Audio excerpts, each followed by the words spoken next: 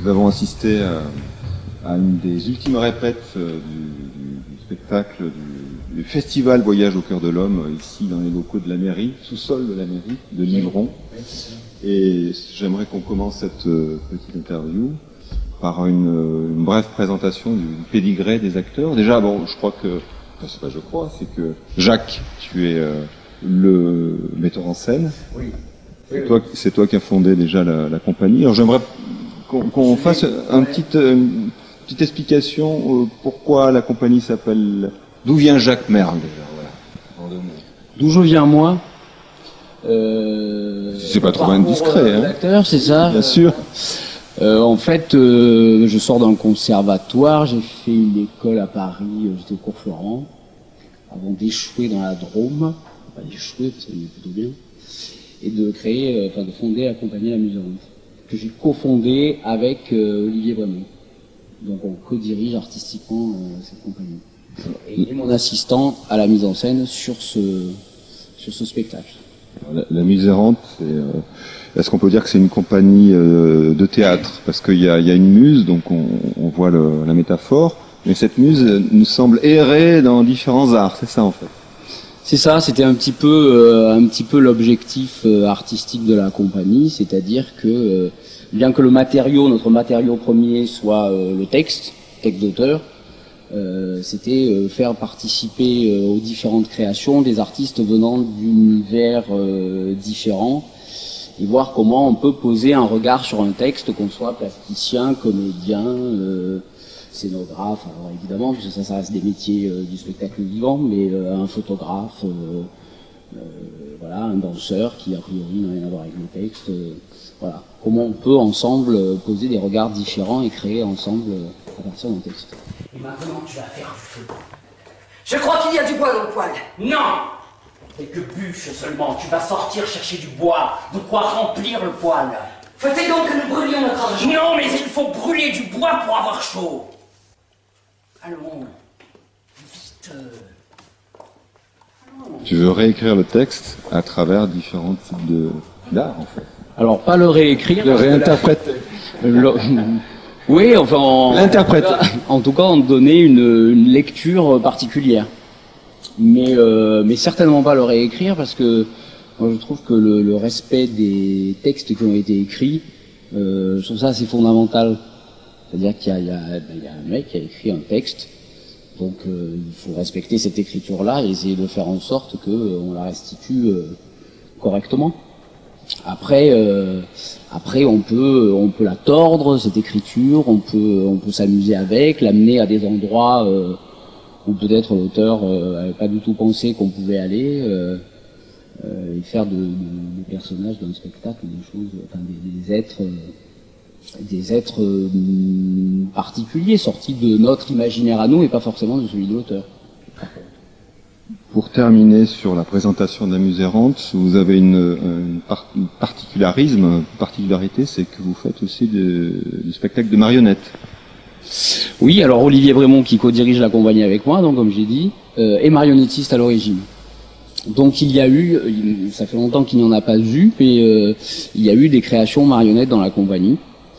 Et comme il travaille aussi dans le film d'animation, on travaille aussi sur le film d'animation. Il y aura d'ailleurs dans le festival la projection d'un court-métrage d'animation qu'il a réalisé. Je crois qu'il n'y a plus de bois. Ou bien tu mens, ou bien tu as volé l'argent. On a acheté du bois encore au tout dernier moment. Ah, je vois à présent qui tu es. Il y a longtemps que tu l'aurais vu si ton âge et ton expérience m'en avaient imposé à ma jeunesse. Et maintenant tu vas sortir chercher du bois.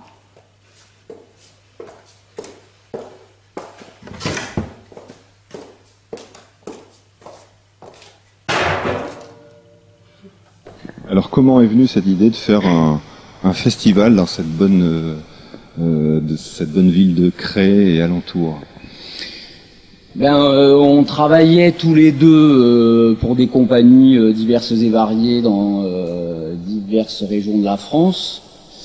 Et habitant le territoire là autour de Cré, on se disait il y a peut-être quelque chose à faire pour proposer un travail de texte d'auteur sur un territoire qui, moi, je trouve, en est relativement dépourvu. Voilà, il y a des gens qui font des choses, on n'est pas les seuls non plus, mais on peut y trouver beaucoup de théâtre de rue, il y a beaucoup de musiciens, il y a beaucoup de plasticiens, mais de compagnies qui travaillent sur des textes d'auteur, il n'y en a pas tellement. Et puis surtout, il n'y a pas vraiment d'infrastructure, à l'exception du théâtre du Fenouillet qui est à Saint-Gervais-sur-Roubion. En dehors de ce théâtre-là, il n'y a pas d'infrastructure pour accueillir du théâtre. Donc il n'y en a pas. Du coup, on s'est dit comment imaginer proposer ça ici, pour des gens qui du coup ne vont pas au théâtre parce que c'est trop loin, parce que la Comédie de Valence elle est à 30 minutes de route, parce que le théâtre de Privaille est aussi à plus, même 3/4 d'heure de route, que le théâtre de Die c'est la même chose, et que du coup si on veut voir du théâtre d'auteur, il faut aller loin. Donc si on n'est pas initié, si on n'est pas un mordu, on n'y va pas. On pousse pas la curiosité jusqu'à faire X bornes pour aller au théâtre. Donc voilà, elle est née de là, cette envie de faire quelque chose ici. Du coup, il y a la mairie de Livron vous a suivi tout de suite, parce que ça a démarré il y a 5 ans, je crois. En 2009, on a fait la première édition du festival. Et oui, j'ai rencontré Anne Gruel, la directrice du service culturel de la ville de Livron. Et voilà, tout de suite été plutôt séduite par le projet, et du coup, elle nous a suivis, et puis elle nous a suivis la 2e année, puis la 3e, puis la 4e, et là, pour cette 5e édition aussi.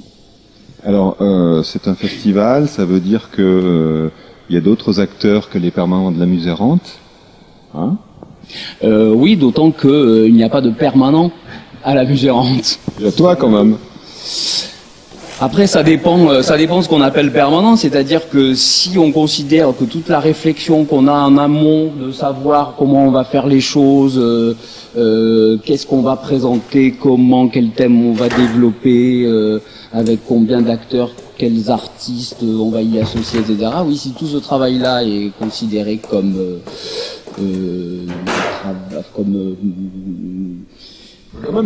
La matière grise, c'est du travail. Oui, c'est du travail. Après, il faut se méfier avec les mots de permanent, parce que permanent, intermittent, permittent, enfin, il y a beaucoup de grosses salades faites. C'est vrai qu'un permanent intermittent, ça c'est fort. Il n'y a pas de permanent dans la compagnie amusante. Nous n'avons pas les moyens d'avoir ni des acteurs, ni des techniciens, ni qui que ce soit de permanent. Voilà. Même si on travaille en permanence.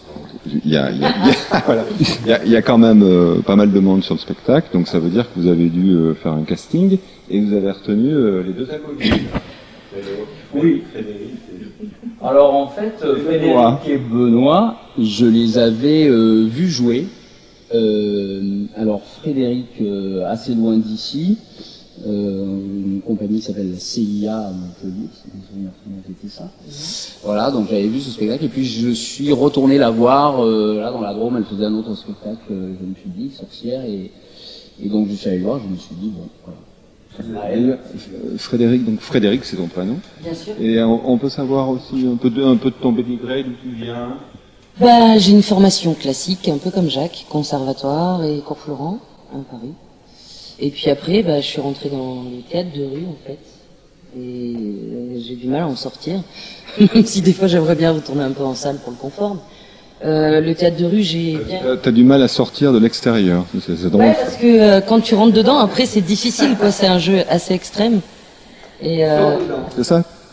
Pourquoi je sors dedans? Oui, mais t'as mal à sortir. J'ai dit, j'ai du mal à sortir du théâtre de rue. Alors, le théâtre de rue, c'est à l'extérieur. Ouais, donc en fait, si tu sors, tu rentres dedans. Non, quand on rentre dans le théâtre de rue, les metteurs en scène te font plus trop confiance sur certains trucs. Ils pensent que tu n'as pas les armes nécessaires pour travailler un texte classique ou des trucs comme ça. Mais Jacques, voilà, il m'a fait confiance et j'espère qu'il le regrettera pas, mais ça on verra vendredi. Maintenant, il peut plus rien faire, j'ai signé mon contrat. On verra d'ailleurs des petits extraits où tu joues. Et maintenant, tu vas allumer le feu. Et je veux un feu convenable, pas un semblant de feu, tu entends? 1, 2, 3.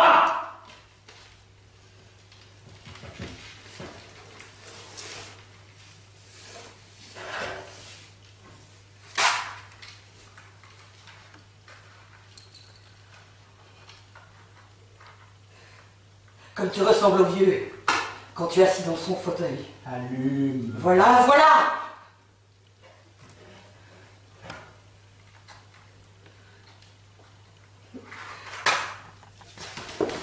Et maintenant, tandis que nous dînerons, toi, tu vas surveiller le feu. Et moi alors, qu'est-ce que j'aurai? La bouillie que Gerda t'a préparée à la cuisine. Une bouillie au lait écrémé. C'est un peu plus normal puisque tu as déjà mangé la crème.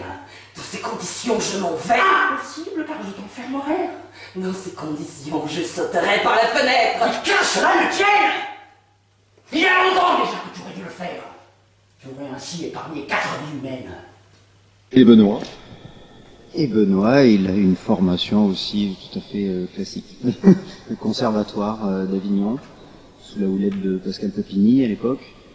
Et voilà, après ça, il y a eu des compagnies qui se sont formées, qui se sont arrêtées, voilà, des choses comme ça qui se sont faites. Ça fait 5-6 ans que d'année en année, j'évolue là-dedans. D'accord. Et le déguisement, c'est pour te faire repérer par Jacques, c'est ça? Ouais, non, c'est lui qui a fait. Il a fait de l'œil, c'est comme ça. J'ai pas choisi, moi. Faut mettre le paquet hein, pour être pris. C'est moi qui lui ai un peu imposé, je crois qu'il s'imaginait pas être là-dedans au débat. Mais il s'y fait bien, il y fait bien.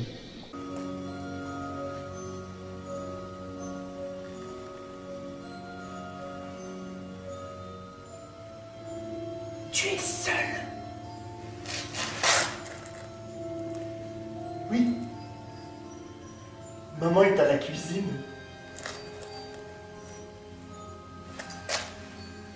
Et Axel, où est-il? À une réunion. Assieds-toi, Frédéric, et causons. Tiens-moi compagnie.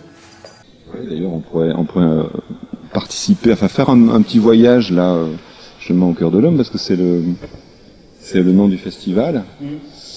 Donc, est-ce que tu peux nous dévoiler un petit peu, nous ouvrir le cœur un peu? Ouvrir le cœur sur... Nous ouvrir ton cœur du voyage.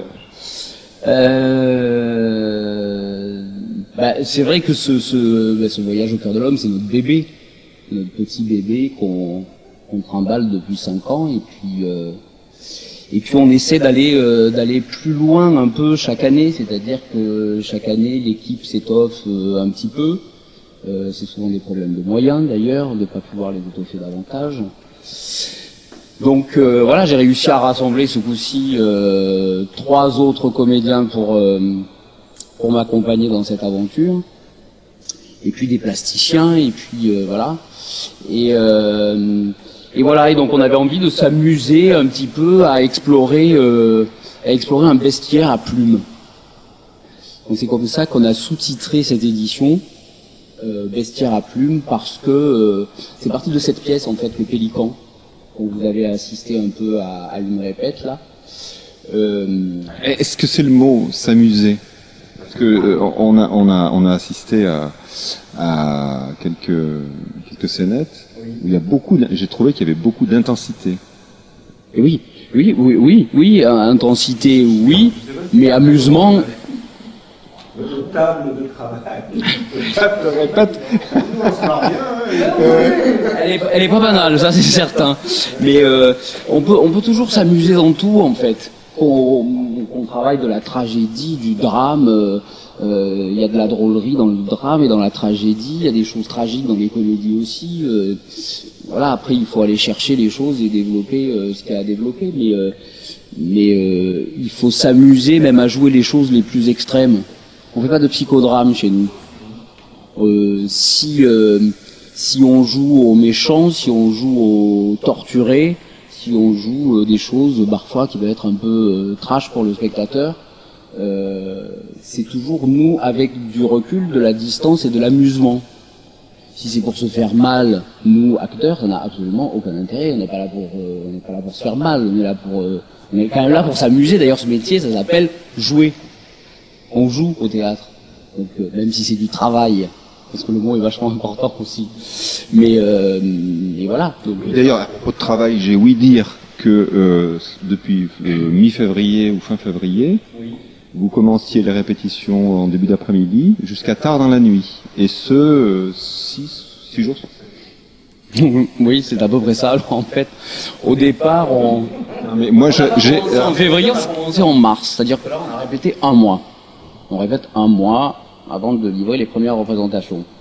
Au départ, on fait un planning qui est beaucoup plus lâche que ça, c'est-à-dire qu'il y a 2 jours de repos par semaine, il y a, c'est assez souple, et puis petit à petit, on resserre parce qu'on se rend compte qu'il faut rajouter un petit peu, quelques heures de boulot, etc. Et c'est vrai que, du coup, oui, on commence autour de 14 heures et on finit quelquefois à minuit ou 1 heure du matin, oui. Parce que moi, j'avais entendu parler d'intermittent, justement, du spectacle. Mais là, c'est une intermittence assez forcenée, quand même. C'est une intermittence forcenée, mais qui ne dure qu'un temps. Justement, comme son nom l'indique. C'est-à-dire que voilà, là, ça dure 1 mois. Après, on joue 2 week-ends et c'est fini. Donc après, chacun peut aller récupérer le sommeil qu'il a à récupérer. Et donc le forcené, c'est toi qui fais bosser. C'est pour ça que tu as des bottes en cuir, enfin en simili, en cuir. Alors c'est un peu simili, c'est du cuir. Oh pardon. On a l'impression comme ça que. Désolé. Et en fait, c'en est. Mais oui, c'est bizarre. Mais non, c'est du cuir. C'est des bottes de Kaiser un peu.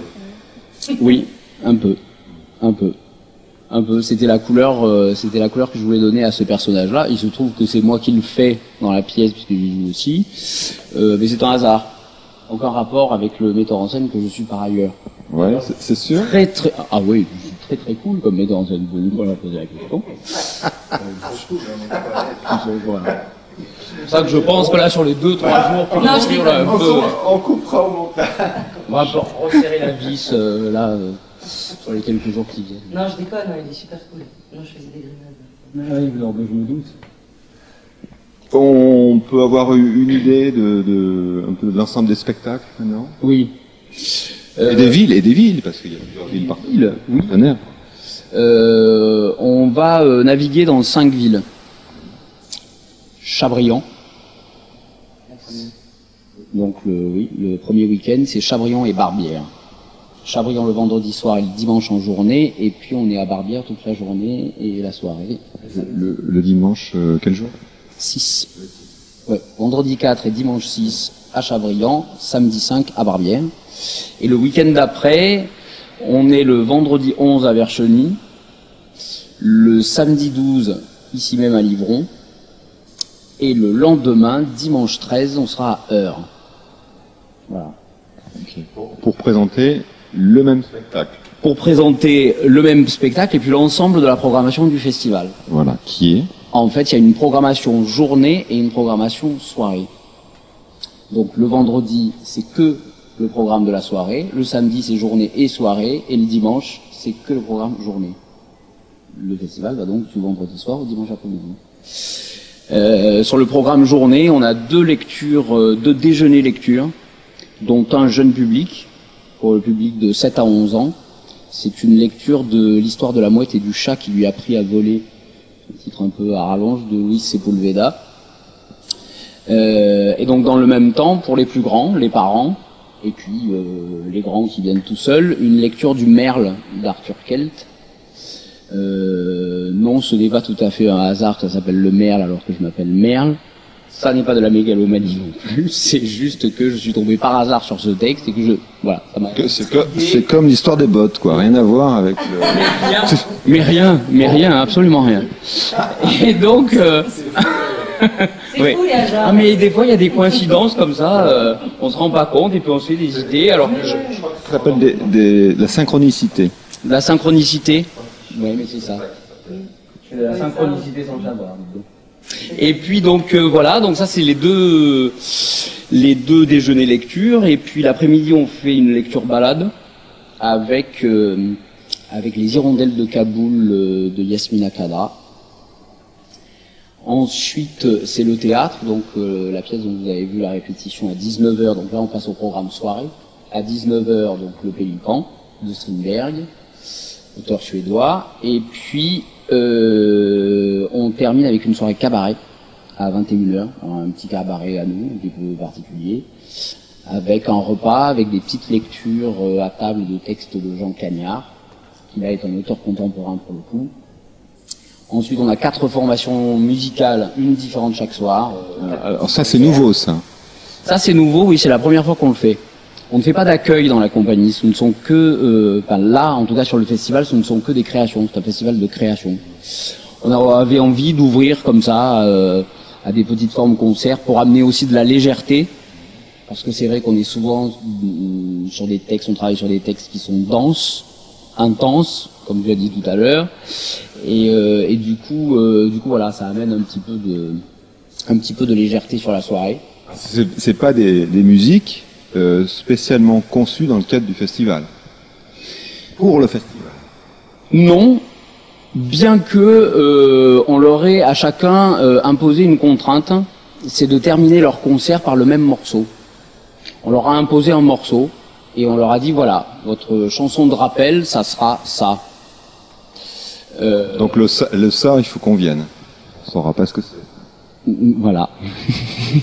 C'est exactement ça.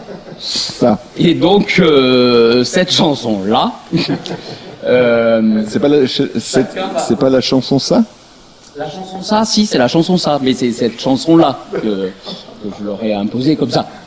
Et donc voilà. Et donc cette chanson, ils vont chacun va la réinterpréter à sa manière, puisque sur les 4 formations musicales, ça va de l'électro au jazz, en passant par la chanson réaliste et la musique celtique. Donc cette même chanson va être déclinée de manière voilà, assez particulière.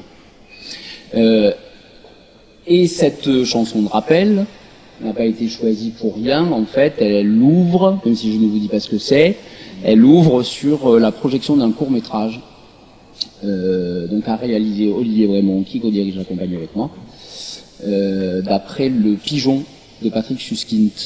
Voilà, donc d'après un roman aussi. Donc on retrouve, même là, on retrouve le texte d'auteur.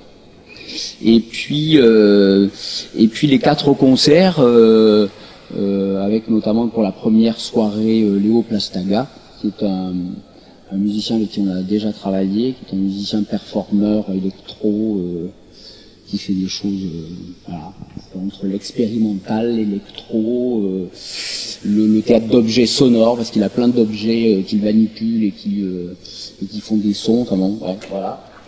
Voilà, c'est quelqu'un avec qui on avait déjà travaillé l'année dernière sur un texte. Là, pour le coup, il m'accompagnait sur une lecture, donc il avait fait une création sonore là-dessus.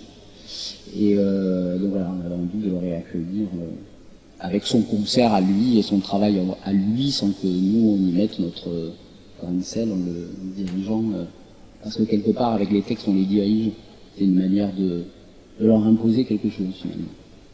Là c'est pas le cas, c'est leur concert à eux. Voilà. Donc le premier soir, donc le 4, c'est Léo Plastaga, après le lendemain, le 5, c'est Comme un moineau, c'est un duo de chansons réalistes. Et le week-end d'après, Awena, c'est un duo de musique celtique, harpe et voix. Donc ça, c'est le 11 à Vercheny, et puis le 12, le lendemain, un spectacle qui s'appelle Miss Lady and Maestro. Celtique andalou, non? C'est pas ça? Celtique oriental. Oriental. Ouais. Oui, oriental, c'est... Oui, c'est vaste en fait. Ouais, ils ont un répertoire qui va de la musique orientale à la musique celtique, et elles mêlent les deux. Enfin voilà, ils ont recomposé un peu un univers avec ces 2 univers musicaux, ces 2 racines là. Voilà, super, c'est alléchant comme programme. J'espère. En tout cas, moi, ça m'allège beaucoup. Ça vous donne pas envie de venir? Ah si, complètement. On vous verra alors au festival. Mais bien évidemment, bien sûr, toute la journée. Jacques, quelque chose à rajouter? À rajouter, non, pas plus que ça. On espère toujours toucher un maximum de monde avec ce festival, parce qu'on a envie que ce soit quelque chose de populaire et pas quelque chose qui fasse peur. On n'a pas envie que le théâtre fasse peur, on a envie d'attiser la curiosité des gens, ce qui n'est pas toujours évident. On a toujours tendance à aller un petit peu vers ce qu'on connaît, alors, ce dont on est sûr que telle chose va nous plaire, donc on y va.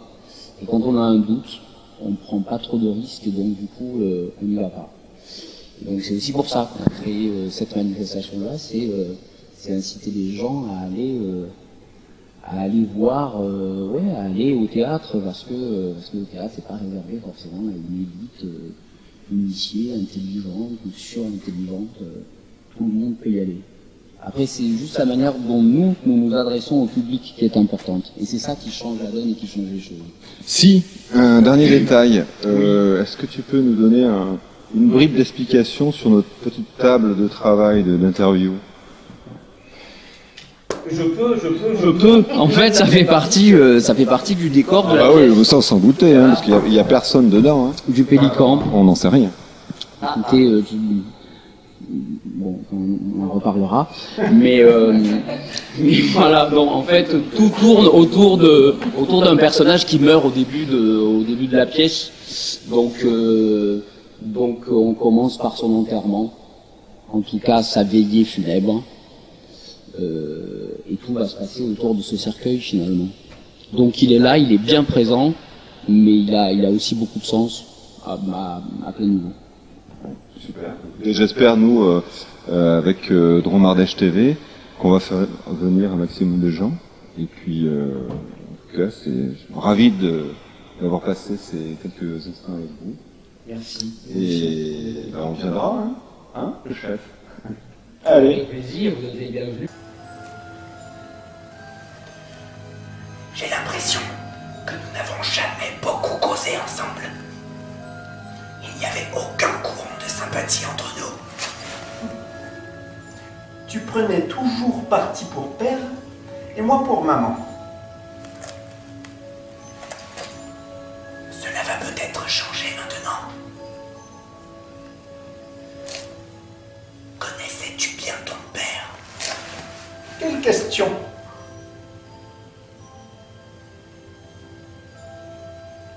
À vrai dire, je ne le voyais qu'avec les yeux de maman. Mais tu as bien vu qu'il t'aimait. Alors pourquoi a-t-il voulu d'abord empêcher les fiançailles et ensuite les rompre? Parce que cet homme ne lui semblait pas être le soutien qu'il te fallait. Il a tout de même été bien puni quand maman l'a quitté. Est-ce ton mari qui l'a poussé à le faire? Mon mari et moi. Il fallait montrer à père ce qu'est une séparation, puisqu'il voulait me séparer de mon fiancé. Sa vie en a été abrégée. Et pourtant, tu peux me croire, il ne voulait que ton bien.